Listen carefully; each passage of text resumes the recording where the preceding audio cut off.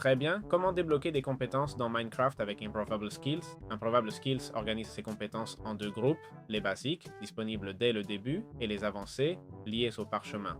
Les compétences de base sont toujours visibles dans le livre.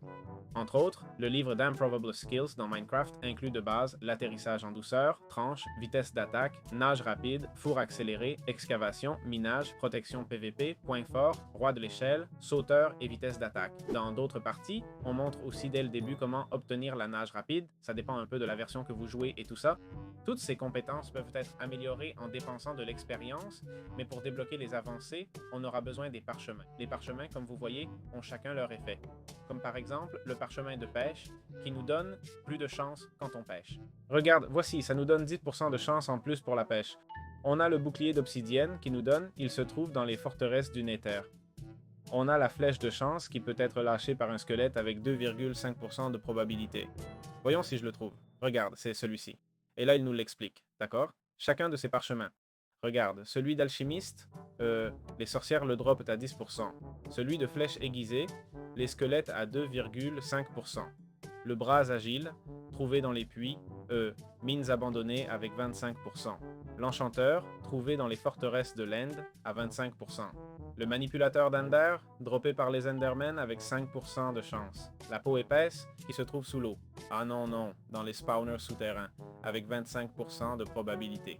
Le Fast Grows, qui se trouve à Jumb, dans les temples de la jungle, avec une probabilité de 25%. La Page with Skill, Extra Health, qu'on trouve dans les End Cities, avec 11,1% de chance. Le Hackster, qui nous est donné par un bibliothécaire après l'avoir défendu lors d'un raid. Celui de Fishing, qu'on obtient avec 10% de chance. Le Mob Repellent, qui se trouve dans le coffre d'Armorer dans un village. On a l'Obsidian Shell, qu'on trouve dans les forteresses du Nether, avec 33,3%. On a le Silent Foot, qu'on trouve dans les Ancient Cities à 100%.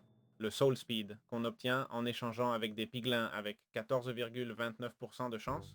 Le Treasure of the Sands, qu'on trouve dans les temples du désert avec 12,5%.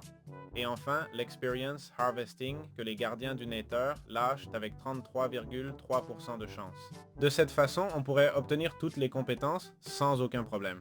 On a ces autres, d'accord? Comme le Blacksmith, que tu obtiens si tu lâches tous ces fragments indiqués, le parchemin, la perle de l'Ender, l'enclume et l'émeraude. Et si tu les lâches ensemble, tu vas obtenir celui-ci. Maintenant, on a l'Auto XP Bank, d'accord? Où il faut lâcher les fragments de parchemin, perle de l'Ender, bouteille d'enchantement et poussière de redstone pour qu'ils se combinent. Ensuite, le Cowboy, fragment de parchemin, perle de l'Ender, poussière de redstone, étoile du Nether, sel. Et voilà, on avance, d'accord? Je vais passer le curseur dessus, vous pouvez lire. Parchemin, Ender, Crafting et Fer. D'enchantement, Parchemin, Ender, Enchantement et Bibliothèque. Et finalement de magnétisme, Parchemin, Ender, Œil d'Ender, Lingot de Fer et Chaîne. On les lâche simplement, d'accord? On les jette comme ça, d'accord? On les jetterait comme ça, on attendrait juste qu'ils se combinent selon ce que le mode spécifie, hein? Regardez, on l'a ici, d'accord? Comment il nous demande différents objets. Et voilà, on les jetterait ensemble et là commencerait tout le crafting. Si je ne l'annule pas, bien sûr. Et là, tout le crafting commence et ça devient théoriquement un fragment, d'accord? Et voilà.